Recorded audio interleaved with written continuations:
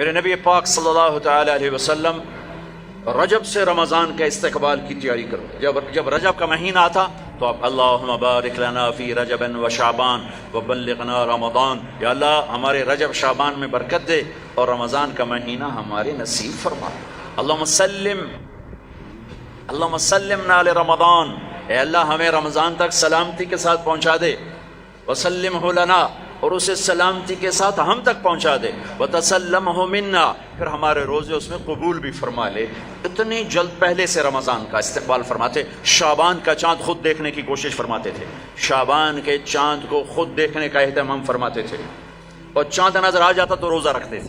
شعبان کا یکم شعبان کا چاند نظر نہیں آتا تھا تو روزہ نہیں رکھتے تھے، چاند نظر آ جاتا تھا شعبان کا تو رمضان کے استقبال کے لیے روزہ رکھتے تھے. اور رمضان قرآن کا مہینہ ہے. شہر رمضان الذی انزل فیہ القرآن، رمضان کا مہینہ جس میں قرآن اترا. حالانکہ ہونا چاہیے رمضان کا مہینہ جس میں روزہ فرض ہوا. وہ آگے کہا فمن شہد منکم الشہر فلیصم، پھر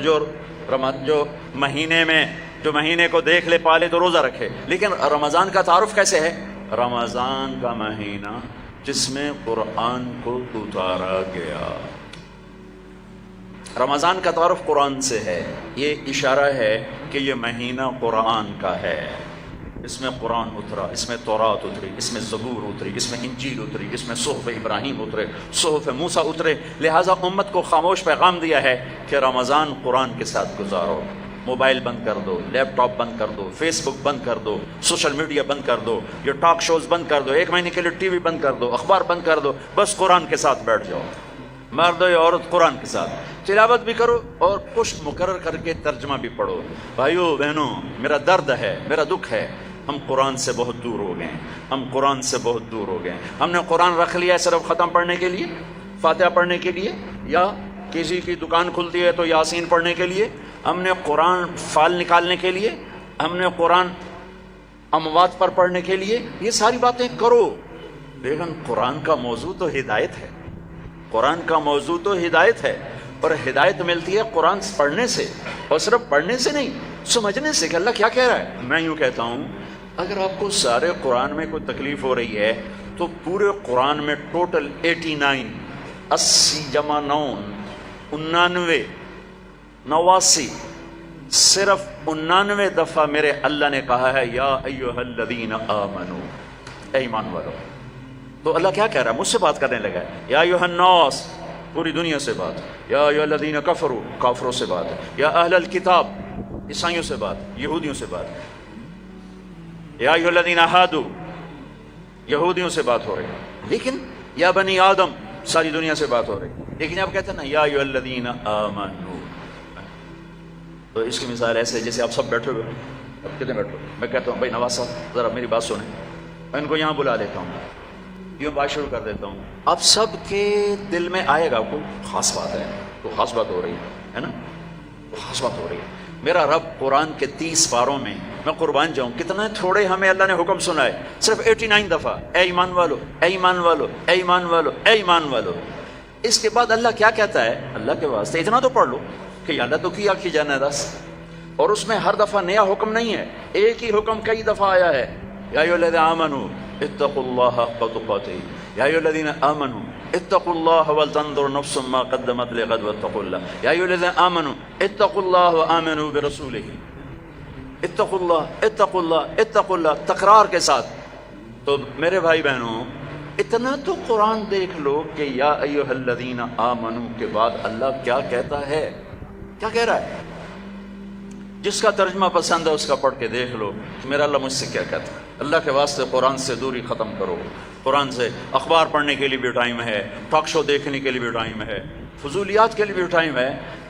کرو، آدھا گھنٹہ نکال لو، آدھا گھنٹہ، 15 منٹ، 10 منٹ، چلو ایک آیت. تو میرے بھائی بہنوں، اس مہینے کو قرآن کا مہینہ بناؤ. فمن شہد منکم الشہر فلیصم، مہینہ آ گیا، روزہ رکھو. فمن کان مریضا علی سفر فعدۃ من ایام اخر، مریض ہو سفر میں ہو بعد میں رکھ لو. ایک لفظ اور ہے وَلِتُكْمِلُوا الْعِدَّةَ، اس مہینے کو مکمل کرو، پورا کرو. لیکن لفظ ہے کمال. کمال کا کیا مطلب ہوتا ہے؟ صفات میں پورا کرنا. تمام کا کیا مطلب ہوتا ہے؟ اجزاء میں پورا کرنا. روزے کو کمال تک پہنچانے کے لیے 4 چیزوں کو چھوڑنا ہوگا. 4 چیزیں اگر ہیں، نہیں ہیں تو مبارک، ہیں تو چھوڑنا ہوگا. میرے نبی نے فرمایا جو شراب پیتا ہے اس کا روزہ اوپر نہیں جاتا ہے. تو اگر کسی کو عادت ہے توبہ کرے. پھر شرابی تو تھوڑے ہیں، جو ماں باپ کا نافرمان ہے اس کا روزہ اوپر نہیں جاتا ہے. یہ بہت زیادہ ہیں. ماں باپ کی نافرمانی تو جنگل کی گھاس کی طرح پھیلی ہوئی ہے. شاید ہی کوئی خوش قسمت ماں باپ ہوں گے جن کی اولاد ان کی آنکھوں کی ٹھنڈک ہوگی، ورنہ آج کل اولاد سینے کا کانٹا بنے ہوئے ہیں اور کانٹے کی طرح چبھے ہوئے خنجر کی طرح کاٹ رہے ہیں. ماؤں کو روتے دیکھا ہے، تڑپتے دیکھا ہے. ماں باپ کو، مجھے ایک باپ کہہ رہا ہے، باپ میرے علاقے کے زمیندار فوت ہو گئے، پرانا تعلق، میرا پتر اگے چ سڑدا پہ ہوئے تو میں دعا نہ کرے سا بچ کر. ہاں میرے سامنے بیٹھ کے کہ مولانا صاحب وہ دی ماں بھی آندھی ہے جا اگے سڑدا پہ اسی تو میں نہ اکسان اللہ سائیں میرے پتر نو بچا. تو ماں باپ کی نافرمانی یہ روزے کو نہیں پورے دین کو روک دیتی ہے. پورے دین کو روک دیتی ہے. صرف روزہ نہیں ہے، پورا دین رک جاتا ہے. ایک صحابی علقمہ رضی اللہ تعالیٰ عنہ، ان کی بیگم کا پیغام آیا ہے کہ میرے خامن مر رہے ہیں، کلمہ نہیں پڑھا جا رہا. صحابی جن کے بارے میں اللہ کہتا ہے کلن وعد اللہ الحسنى، میرے محبوب تیرا ہر صحابی جنتی. وعدہ کیا ہے؟ وعدہ. ان کی خطائیں معاف، یہ نہیں کہ ان سے گناہ نہیں ہوئے تو ہم نے معاف کر دیا، آپ کی توفیل معاف کر دی. تو آپ دوڑے ہوئے گئے، کہا بیٹا کلمہ پڑھو. کہا جی نہیں پڑھا جا رہا، بول رہے ہیں کلمہ نہیں پڑھا جا رہا. آپ نے پوچھا ماں باپ میں کون ہے؟ کہا جی ماں. آپ نے پوچھا ناراض ہے؟ کہا جی ناراض ہے. ہم بولو وہ آ گئیں. تو آپ نے پوچھا علقمہ کی ماں تم ناراض ہو بیٹے سے؟ کہا جی ناراض ہو. کیوں ناراض ہو؟ اب وجہ سننا، آج کل کی وجہ نہیں، وجہ سننا. کہا یا رسول اللہ میرا بچہ بہت نیک ہے، رات کا اٹھنے والا تھا، دن کا روزے والا تھا، لیکن مجھ سے بات بدتمیزی سے کرتا تھا، سخت لہجے میں بولتا تھا. مجھے اس کا دکھ ہے، اس نے اپنی زبان سے میرا دل توڑا، زخمی کیا. اللہ اللہ. آج کی طرح نہیں کہ ماں باپ کو دھکے دیے جا رہے ہوں، گالیاں دی جا رہی ہیں، صرف اتنا کہ یہ مجھے بدتمیزی کے ساتھ مجھ سے بولتا تھا. تو آپ نے کہا معاف کرو گی؟ کہا میرا جی نہیں چاہتا. آپ نے کہا میں آگ لگا دوں اس کو، پھر سفارش کرو گی؟ کہا نہیں اتنی تو ناراض نہیں کہ آگ میں جلتا دیکھو. کہا پھر اگر تو نے اسے معاف نہ کیا تو اللہ اسے آگ میں جلا دے گا. کہا اچھا میں معاف کرتی ہوں، میں معاف کرتی ہوں. آپ نے کہا بیٹا کہو لا الہ الا اللہ. تو ان کی زبان سے نکلا لا الہ الا اللہ اور جان نکل گئی. پھر آپ نے ان کا جنازہ پڑھا اور جنازے کے بعد آپ نے اعلان فرمایا جس نے ماں باپ کو تکلیف دی اس پہ اللہ کی لعنت، فرشتوں کی لعنت، زمین آسمان کی لعنت. نہ ان کی نماز قبول ہے، نہ روزہ قبول ہے، نہ حج قبول ہے. تو روزے کو روکنے والی چیز ہے شراب، ماں باپ کی نافرمانی.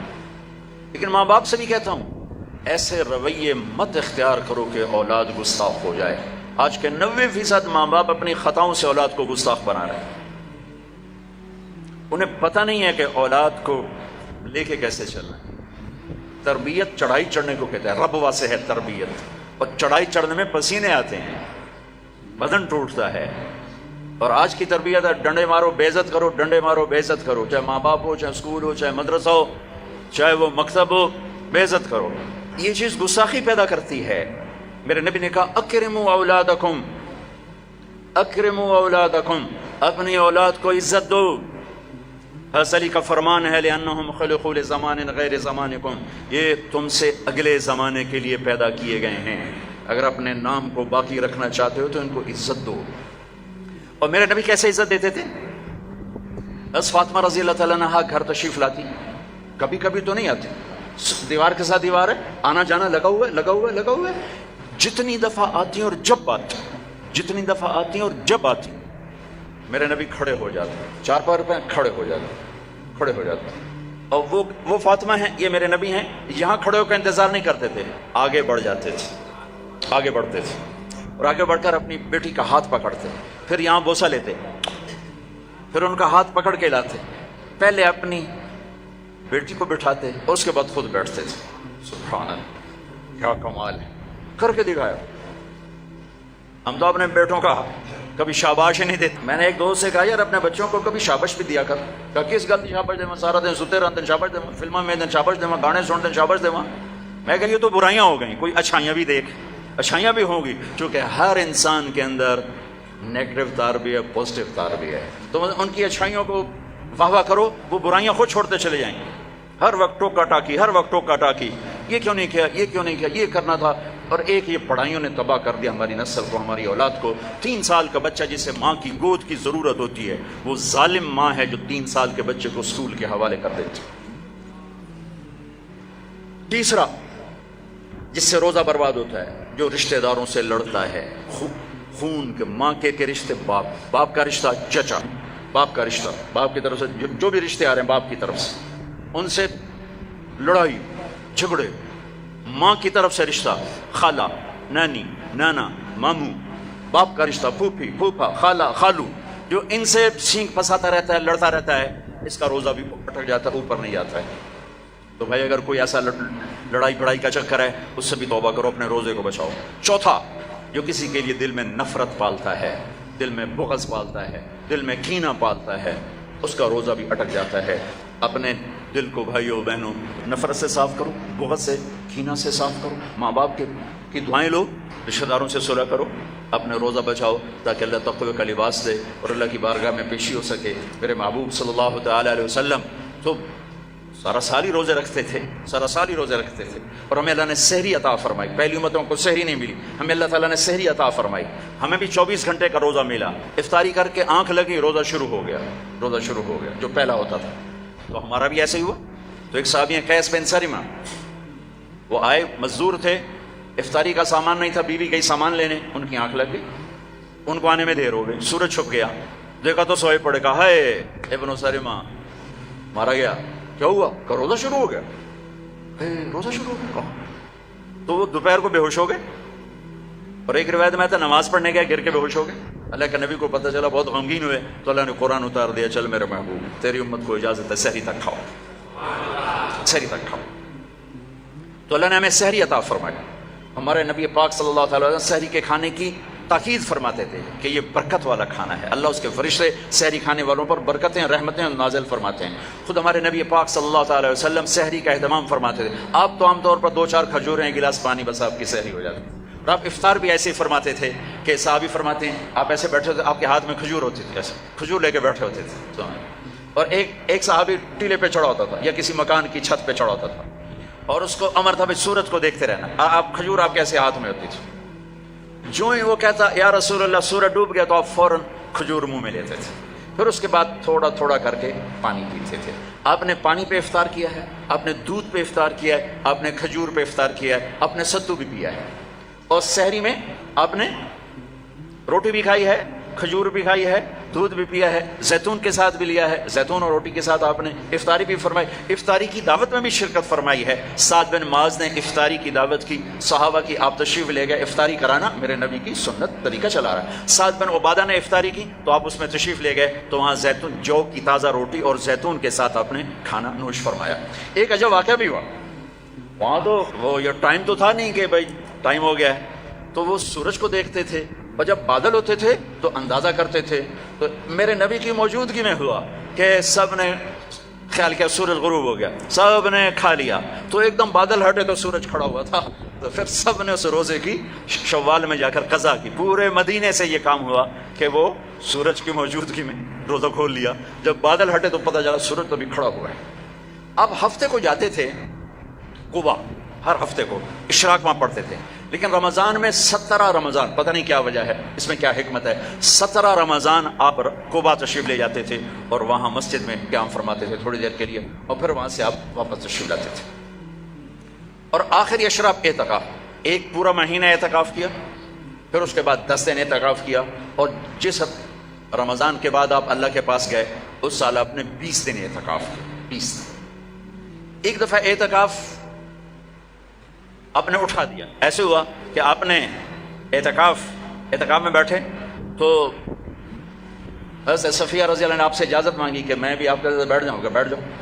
انہوں نے بھی, آپ کے لیے خیمہ لگتا تھا, چھوٹا سا خیمہ تھا, اس میں چارپائی ہوتی تھی, اس پر بستر ہوتا تھا, اور کبھی آپ مغرب عشاء کے درمیان نہاتے بھی تھے، چونکہ گرمیوں کا رمضان پایا نا، سارا میں گرمیوں کا رمضان پایا، تو آپ اپنے اوپر پانی ڈلواتے تھے، اور کبھی یوں لیٹ جاتے اور سر آپ کا کھڑکی میں چلا جاتا، اور عائشہ رضی اللہ تعالیٰ عنہا آپ کا سر دھو کے کنگھی فرماتی، تیل لگاتی کنگھی فرماتی۔ آپ پیشاب استنجے کے لیے گھر تشریف جاتے، لیکن سحری اور افطاری اعتکاف کی حالت میں آپ نے گھر نہیں کی، بلکہ مسجد میں آ کے نوش فرماتے تھے۔ تو حضرت صفیہ کی دیکھا دیکھی 2 اور ازواج مطہرات نے بھی خیمے لگا لیے، تو پھر آپ نے اپنا اعتکاف موقوف کر دیا کہ وہ ایک گھر کا ماحول بن گیا، اور اعتکاف کا مقصد ہوتا ہے خلوت اور تنہائی، خلوت اور تنہائی، تاکہ اللہ سے آدمی کھل کے بات کر سکے۔ تو پھر آپ نے وہ اعتکاف شوال میں 10 دن اس کے آپ نے پورے فرمائے۔ تو آخری عشرے میں آپ اعتکاف کا آپ کا معمول تھا۔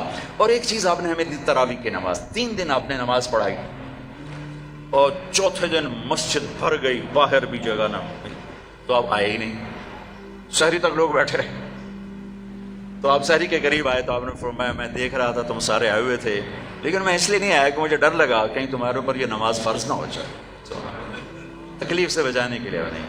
تو پھر اللہ کے نبی کے دور میں صحابہ 5-5 6-6 کی ٹولیاں بنا کر قرآن سنتے تھے، اور کوئی یہاں کوئی یہاں کوئی یہاں، اور رکعت متعین نہیں تھی، کوئی 10 پڑھ رہا ہے، کوئی 8 پڑھ رہا ہے، کوئی 12 پڑھ رہا ہے، کوئی 20 پڑھ رہا ہے۔ صدیق کے دور میں بھی ایسے ہی تھا کہ سارے مختلف ایسے پڑھتے تھے۔ تو عمر رضی اللہ تعالیٰ عنہ نے اپنے دور میں پھر کہا ان سب کو میں جمع کروں گا، سب کو جمع کر کے، اور ابی بن کعب رضی اللہ تعالیٰ عنہ کو امام بنایا، اور آپ نے 20 تراویح باقاعدہ قرآن کے پورے ختم کے ساتھ اس کو آپ نے شروع فرمایا۔ اور ادھر عبداللہ بن صائب رضی اللہ تعالیٰ عنہ کو خواتین کا امام مقرر فرمایا کہ وہ ان کو تراویح پڑھائیں اور اس میں قرآن سنائیں۔ یہ جو حرم شریف میں دعا ہوتی ہے ختم قرآن کی نا، آخری رکعت میں قل اعوذ برب الناس، یہ دعا حضرت عثمان نے شروع کروائی کہ جب قرآن ختم ہو رہا تھا اور آخری 2 رکعت رہ گئیں، تو آپ نے حافظ سے کہا جب قرآن ختم کرو تو دعا کرنا۔ انہوں نے کہا جی کیا دعا کروں؟ کہ جو تیرے دل میں آیا کرنا۔ تو بھائی یہ حضرت عثمان رضی اللہ تعالیٰ عنہ کی سنت ہے کہ پھر انہوں نے یہ دعا منگوانا شروع فرمائی، اور اس وقت سے اب تک یہ امت کا معمول چلا آ رہا ہے۔ اچھا، یہ جو ہم 2-4 تراویح کے بعد بیٹھتے ہیں اور ایک چھوٹی سی دعا پڑھتے ہیں اور پھر کھڑے ہو جاتے ہیں، یہ ترویحہ ہوتا ہے تھوڑی دیر آرام کرنا، ترویحہ تھوڑی دیر آرام کرنے کو کہتے ہیں ترویحہ، ٹھیک ہے؟ اور اس کی جمع تراویح۔ مکے والے کیا کرتے تھے؟ 4 تراویح پڑھنے کے بعد ایک طواف کرتے تھے، پھر 4 رکعت پڑھتے تھے، پھر ایک طواف کرتے تھے۔ انہوں نے تو ساری رات لگ جاتی ہے، تو جا کے سحری میں مشکل سے جا کے ان کی تراویح ختم ہوتی تھی۔ جب مدینے والوں نے دیکھا یہ تو طواف کرتے ہیں، تراویح پڑھتے ہیں، ساڑھے کول تو بیت اللہ ہے نہیں، آپا کی کریے، انہوں نے 20 کی 40 کر دی، وہ کبھی 40 رکعت پڑھتے تھے۔ بڑھانے میں کوئی منع کوئی نہیں، چونکہ صلاۃ اللیل مثنی مثنی، تو وہ ان کے مقابلے میں 40 رکعت پڑھتے تھے۔ حافظ عطیہ سالم رحمۃ اللہ علیہ تھے، مسجد نبوی کے بہت بڑے عالم اور بڑے، ان کا حلقہ تھا، میں ان کے درس سے بڑا فائدہ اٹھایا، ان کے درس سے میں نے بہت فائدہ اٹھایا۔ میں جب حج پہ جاتا تو لمبا عرصہ ٹھہرنا ہوتا تھا، تو میں ان کے مغرب سے عشاء روزانہ بیٹھتا تھا، اور وہ بندہ علم کا ایک بحر ذخار تھا، اللہ ان کے درجے بولا، میں ملا بھی ہوں۔ تو انہوں نے ایک رسالہ لکھا ہے تراویح پر، کاش اس کا اردو ترجمہ ہوتا تو میں آپ کو کہتا اسے پڑھو۔ تو اللہ نے ہمیں ایک تراویح کی نماز عطا فرمائی، جس کے ہر سجدے پر حدیث میں آتا ہے 1500 نیکی لکھی جاتی۔ ایک سجدہ کتنے؟ اور ہر سجدے پر ایک گھر بنتا ہے، کس چیز کا؟ سرخ یاقوت۔ کتنا بڑا ہوتا ہے؟ 60,000 سونے چاندی کے دروازے ہوتے ہیں۔ ہر سجدے پر کیا ملتا ہے؟ ایک درخت جس کے نیچے 100 سال عربی گھوڑا دوڑ سکتا ہے۔ پھر تراویح اور روزے کے بدلے کیا ملتا ہے؟ اللہ آخری رات کہتا ہے میرے بندے بندی ہو، دن کا روزہ رات کی تراویح میں نے دیکھا، میں نے قبول کیا، جاؤ معاف کر دیا، جاؤ معاف کر دیا۔ ایک سحری میں اللہ کے نبی کے سامنے بکرے کی سری پیش کی گئی، آپ کے گھر میں تو نہیں پکتی تھی، کہیں سے پک کر آئی، تو آپ کھا رہے تھے، تو حضرت علی بھی آپ کے ساتھ تھے، تو ارباز بن ساریہ اوپر سے آ گیا، آپ نے کہا آؤ برکت کا کھانا ہمارے ساتھ کھاؤ، وہ بھی بیٹھ گئے، تینوں کھا رہے۔ بلال آئے، یا رسول اللہ نماز ٹائم ختم، اور یہ کہہ کے باہر چلے گئے۔ اذان دینے سے پہلے پھر دیکھنے آئے کہ چھوڑ دیا کھانا تو اذان دو، آئے تو آپ ابھی کھا رہے تھے، انہوں نے کہا یا رسول اللہ واللہ لقد اصبحت، اللہ کی قسم ٹائم ختم ہو گیا، یعنی صبح ہو گئی۔ تو تیرا بھلا ہو جائے، ارے بلال صبح نہیں ہوئی تھی، تیری قسم کی وجہ سے اللہ نے اسے پہلے نکال دیا کہ تیری قسم جھوٹی نہ پڑ جائے، تیری قسم پر اللہ نے اسے پہلے نکال دیا۔ اور اس پر حضرت علی نے بعد میں فرمایا اگر بلال قسم نہ اٹھاتے تو جب تک میرے نبی کھاتے رہتے صبح نہیں ہونی تھی۔ عبید رضی اللہ تعالیٰ عنہ دیگ بنا رہے تھے، دیگ، تو میرے نبی کو دستی کا گوشت بڑا پسند تھا، تو آپ نے کہا عبید ناولنی الذراع، مجھے دستی تو پکڑانا، تو انہیں ایسے نکال کے دے دی، تو آپ نے اس کو یوں پکڑا ہڈی کے دونوں کناروں سے ایسے، اور دانتوں سے کاٹ کاٹ کے کھایا اور پھینک دیا۔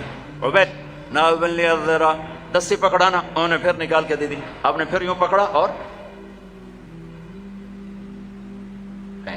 تو بکرے کی دو ہی ہوتی، آپ نے کہا ناولنی الذراع، عبید مجھے دستی پکڑانا، وہ کچے نکلے، یا رسول اللہ بکری کی تو دو ہی ہوتی۔